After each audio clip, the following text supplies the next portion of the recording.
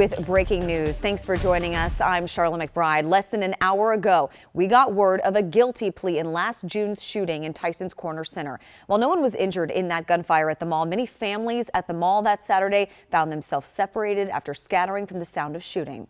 WSA 9's Matthew Torres joins us live now from the Fairfax County Courthouse with those plea details. Matt?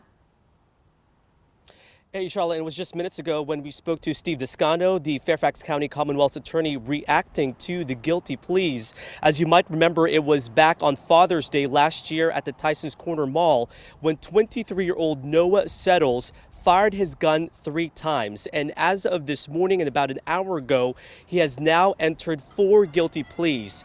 3 of them for malicious discharge in an occupied dwelling, and the last count for the use of a firearm. He was also facing 3 other charges, misdemeanor cases. Those have been dropped under the plea agreement.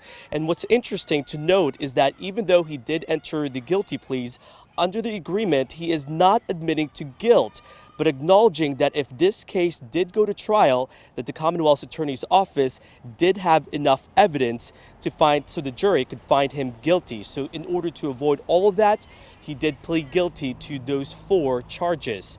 Now today, Settles was also in the courtroom today, and during the time that the prosecutors presented new video evidence of the actual shooting, he had his head down. We know there was a dispute with a rival gang inside that mall when minutes later there was clearly an escalation of the situation, and we saw one video at a kiosk in that mall where you see Settles taking out his gun and then firing his gun 3 times. We are working to get a copy of these videos to show you for our newscast later, but for now we know that he could face up to 33 years in prison. A sentencing date has been scheduled in June. Reporting live in Fairfax, I'm Matthew Torres, WUSA 9. And we remember how terrifying it was for all of those families in that mall that day. All right, thanks so much, Matthew.